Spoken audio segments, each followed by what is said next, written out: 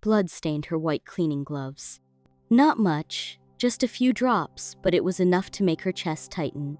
Her back was pressed against the tiled wall of the company's executive bathroom, her knees folded tightly to her chest. Her entire body trembled as angry footsteps echoed in the hallway. Someone banged on the door. "Open up, you dirty thief. You think you can trap our CEO with a baby?" The voice belonged to one of the marketing managers, a tall Korean woman who had mocked her since day one. The door rattled again. She pressed her hand over her mouth, trying not to scream. She was bleeding. Maybe stress. Maybe the baby was in danger. The company uniform clung to her skin, drenched in sweat. Her name badge was gone, ripped off during a fight that morning. Her ID deactivated. Her locker emptied. The last thing she remembered was someone yanking her mop and screaming, "You don't belong here!" Just then, the door flew open. 2 security guards stormed in. "Miss Lissetti, you've been terminated. You have 5 minutes to leave the building, or we'll call the police." She looked up, eyes red with tears. "Please, I'm pregnant." One guard turned his face, the other scoffed. "Not our business. You should have thought of that before seducing the boss." Lissetti tried to stand, but her legs buckled. She crawled toward the corner where her handbag lay, clutching her stomach. Her heart broke in silence. Flashback. 1 month earlier. It was 10:47 p.m. The building was nearly empty, all except one room, the CEO's office. The light was still on. Lissetti quietly pushed her cleaning cart along the hallway. Her headphones played old South African gospel music, calming her as she worked the night shift. She didn't mind being a cleaner. She had come to Seoul for something new. Her English was good, her Korean improving, and she'd always been taught that no job was too small. But at Jeongtech Corporation, her smile never softened the stares. The Korean women whispered behind her back. Some laughed when she walked past. The CEO himself, Mr. Jung Min-ho, had once bumped into her in the hallway and said nothing. No apology. Just eyes cold as winter.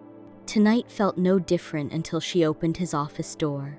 He sat alone, jacket off, tie loose, eyes red from stress. Files were scattered on the desk. "Oh," Lissetti froze. I thought everyone had gone." He looked at her, then back at his computer. "It's fine. Just clean quietly." She nodded, quickly pulling out her mop. The air between them felt heavy. She moved around the desk carefully. Every now and then, she peeked at him, his jaw clenched, tapping a pen, clearly overwhelmed. Then suddenly, the lights flickered and went out. Total blackout. Lissetti gasped. "What?" "Backup should come on in a minute," he muttered. But it didn't. Minutes passed. Still nothing. Then she heard him sigh. "I think the entire building is out. We might be locked in." Lissetti's heart skipped. "Locked in?" He finally looked at her, really looked. "I'm Jung Min-ho," he said, as if she didn't already know. "And you are?" She blinked.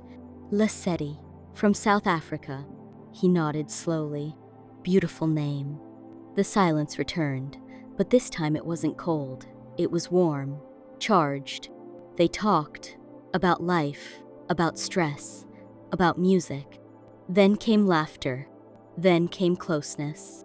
Then came a moment. "Akish, gentle, confused, passionate." It wasn't planned. But when morning light crept through the windows, they were both naked under his designer coat, breathless on the CEO's leather couch.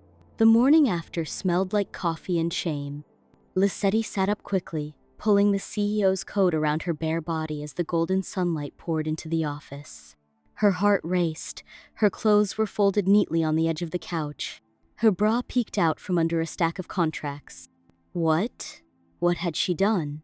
She glanced at Min-ho, who was already dressed, silent, straightening his tie with a blank expression on his face. No eye contact, no good morning, no warmth.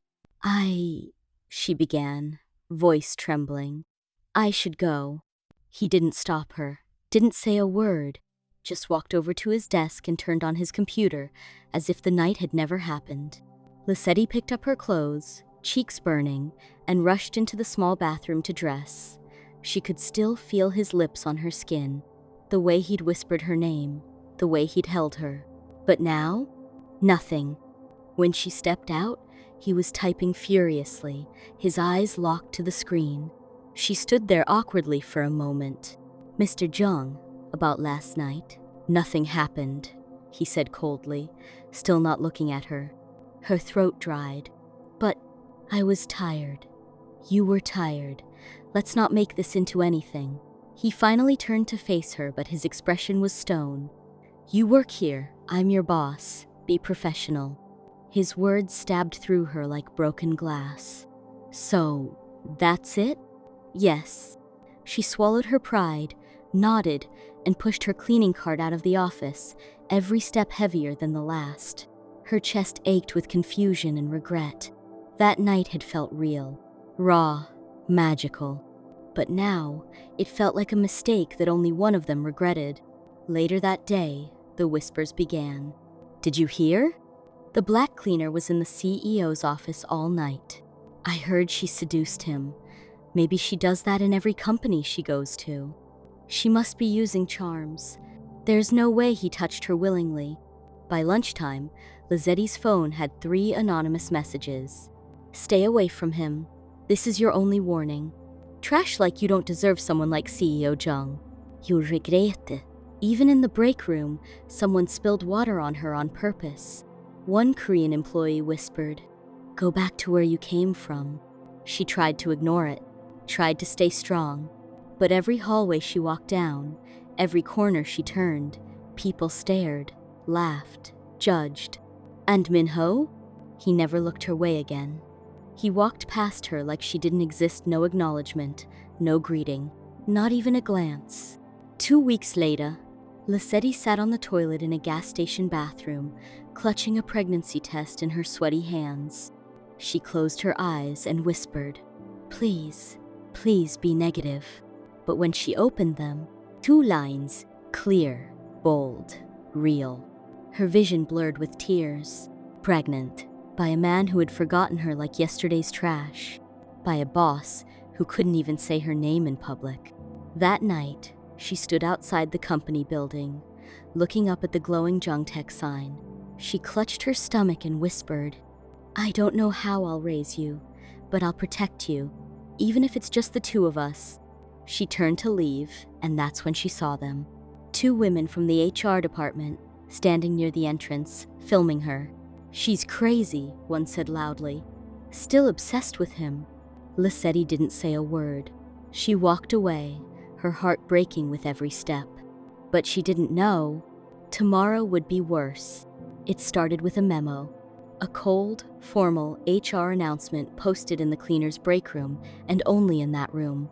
Effective immediately, Lisetti Makoina's contract has been terminated due to violation of company code. No hearing, no explanation, just a sudden end like she was nothing. Lisetti stood frozen, eyes glued to the paper while the other cleaners avoided her gaze. No one said a word. Some even looked relieved. She could feel the weight of their silence, thick, uncomfortable, and judgmental.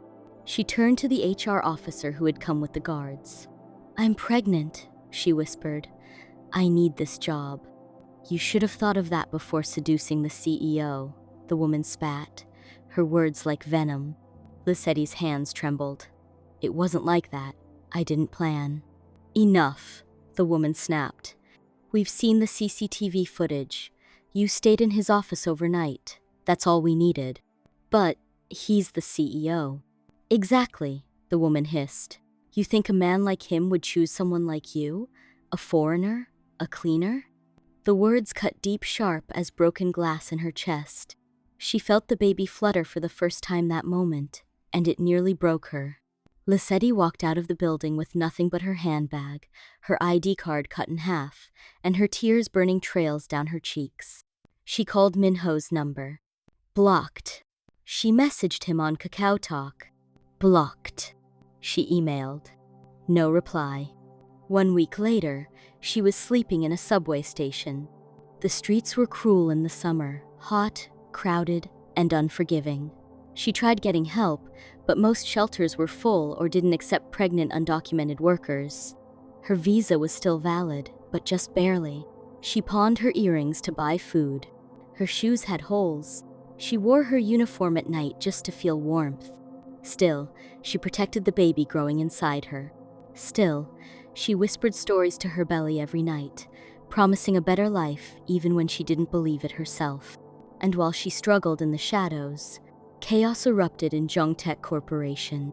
Back at the company, the CEO's mood had changed. Min-ho no longer smiled in boardrooms. His eyes were darker, his voice sharper. He snapped at interns, delayed meetings, and made reckless investment decisions. 3 key investors pulled out. One major client canceled their contract. "Sir, we're losing money," his CFO warned. "Then make more," he barked. But even as he slammed doors and shouted orders, nothing filled the emptiness inside him. His bed was cold, his apartment felt like a prison. The scent of Lissetti's perfume haunted his dreams. Still, he didn't go looking for her. He told himself it was better this way. Cleaner, safer, professional. He buried himself in work. He kept up the lie. Until one night, he walked into the office bathroom, the very one where she used to mop, and found a small brown earring behind the sink. Her earring. He picked it up and froze. Suddenly, her voice echoed in his mind. "Mr. Jeong, do you ever get tired of pretending?" He leaned against the sink, closed his eyes, and whispered, "Lissetti, where did you go?" Meanwhile, Lissetti coughed into her jacket, curled up near a bus stop. The baby kicked softly. She touched her belly and smiled faintly through the pain. "You're strong like your mama," she whispered. Then, she fainted. A loud scream woke the street.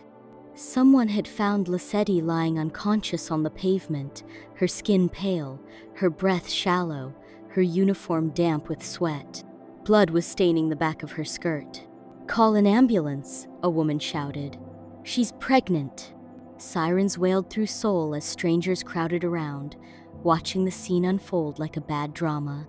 Inside the ambulance, Lissetti fluttered in and out of consciousness. One minute, she was back in Minho's office, laughing shyly as he offered her a drink. The next, she was alone in a white, cold room, doctors pressing her belly, shouting in Korean she barely understood. "Preterm labor," one nurse said. "She's too weak," another muttered. Lissetti wanted to scream, but no sound came. She wanted to tell them to save her baby, but her lips couldn't move. So she closed her eyes and whispered in her mind, "Please, stay with me. Don't leave me too."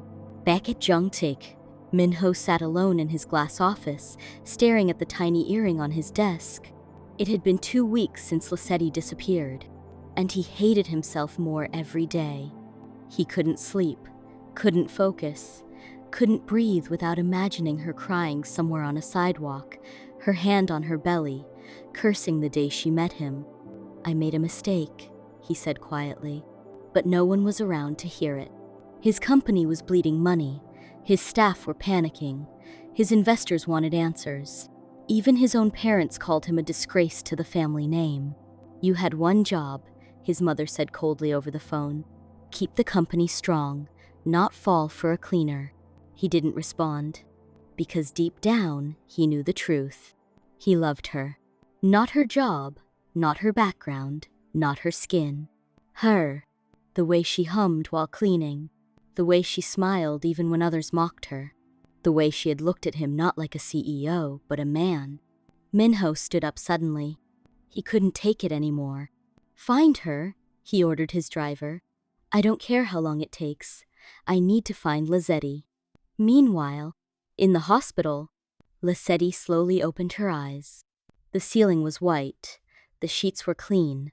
There were IV drips in her arm and wires attached to her belly. She panicked, sitting up quickly. "My baby where's? My baby?" A nurse rushed in. "Calm down, miss. The baby is okay. Small, but strong." Tears burst from Lissetti's eyes. Thank you. But then she asked the question no one wanted to answer. Who paid for this? The nurse paused. A foreign woman brought you here.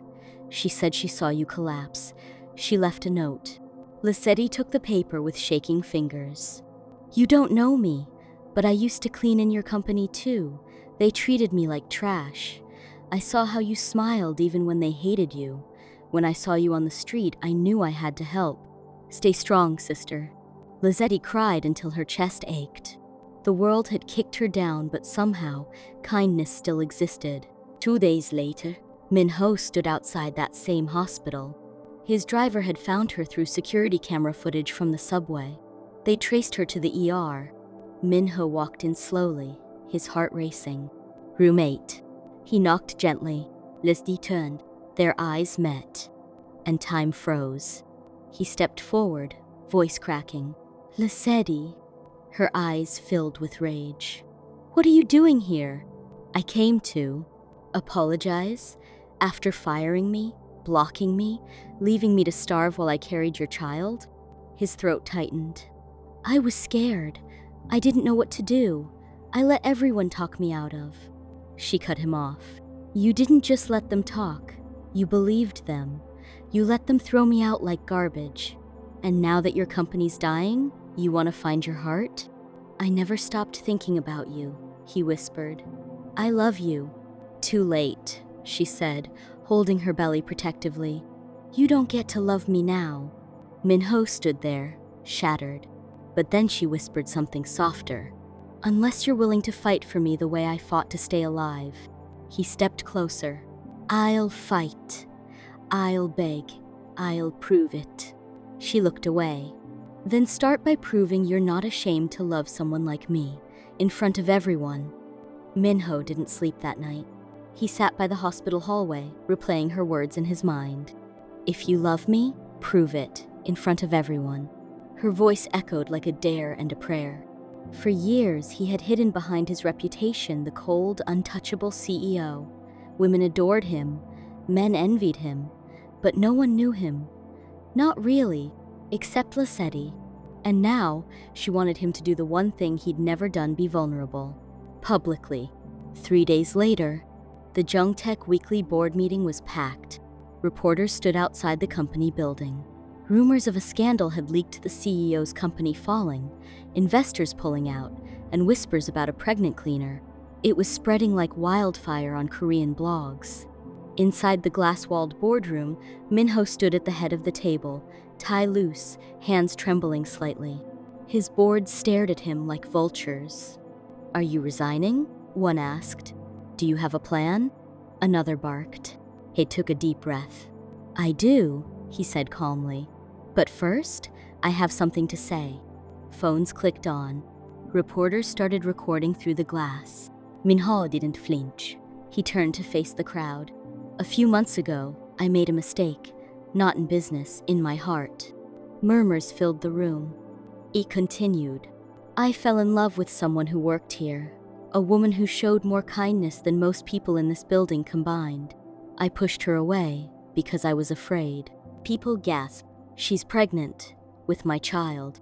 Now the room went silent. Her name is Lissetti Mokoina, and I love her.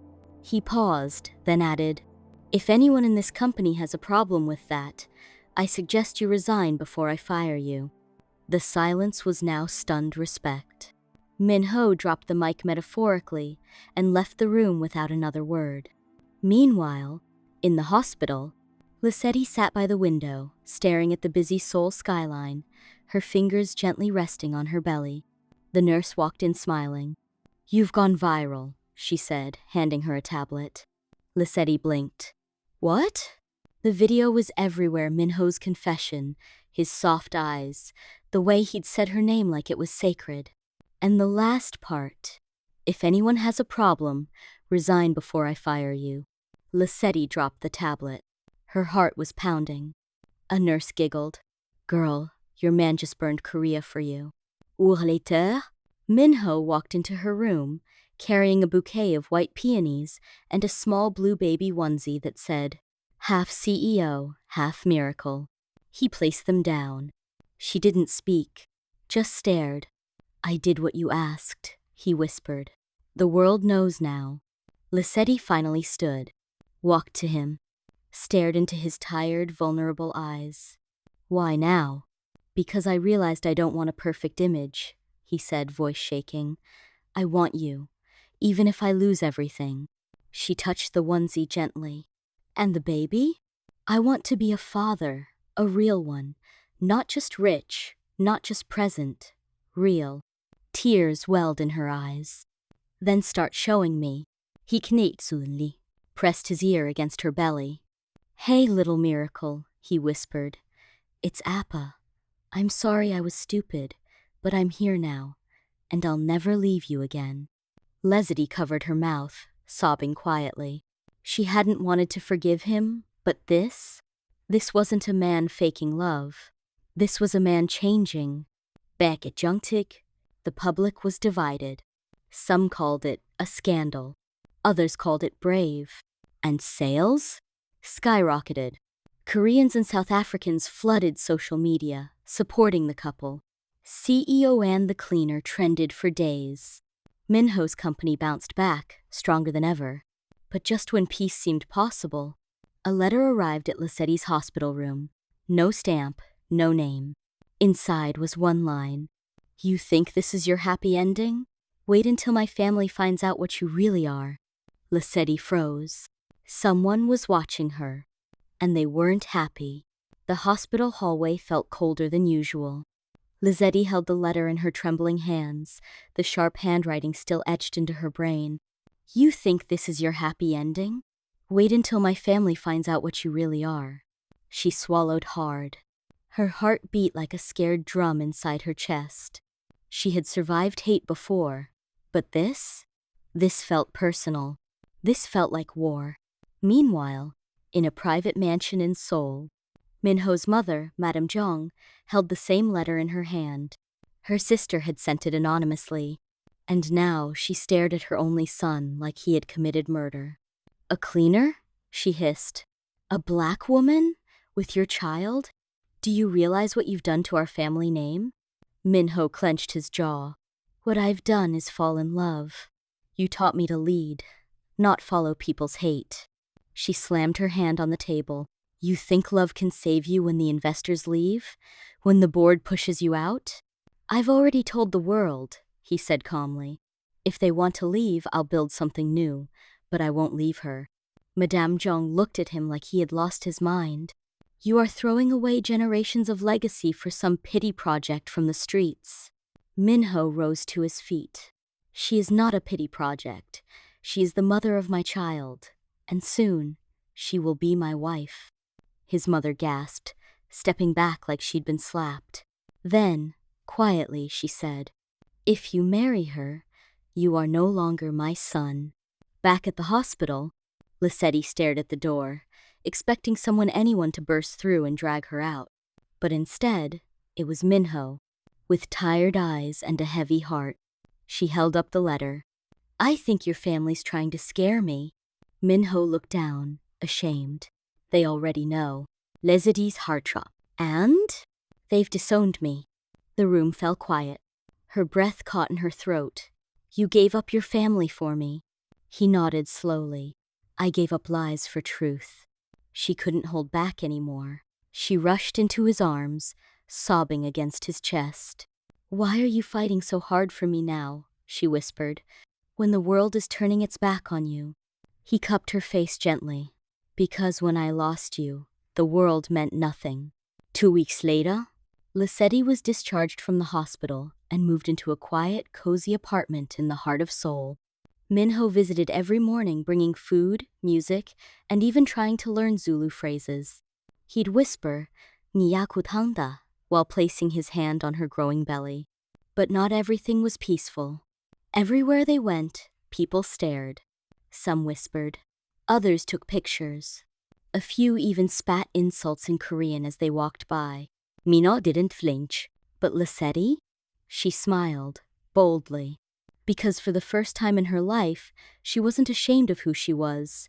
She was loved loudly and publicly. But then came the twist. A lawyer knocked at her door.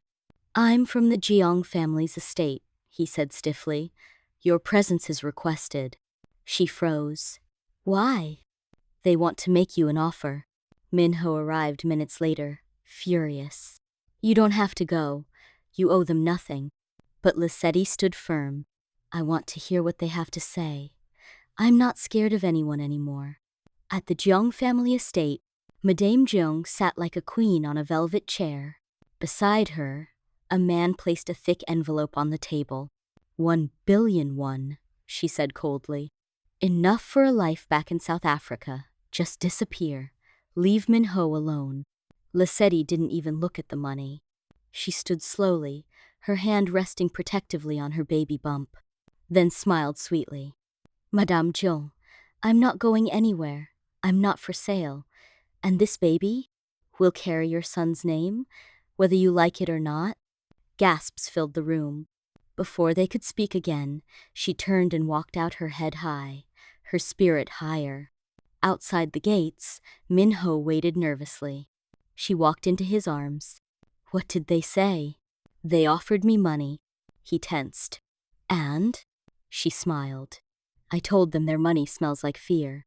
He laughed softly, pulling her close. You're stronger than all of them. She smiled up at him. We're stronger. But just as they were about to kiss, her phone buzzed. A message from an unknown number. You may have survived his mother, but wait until his ex-fiancée returns from Europe.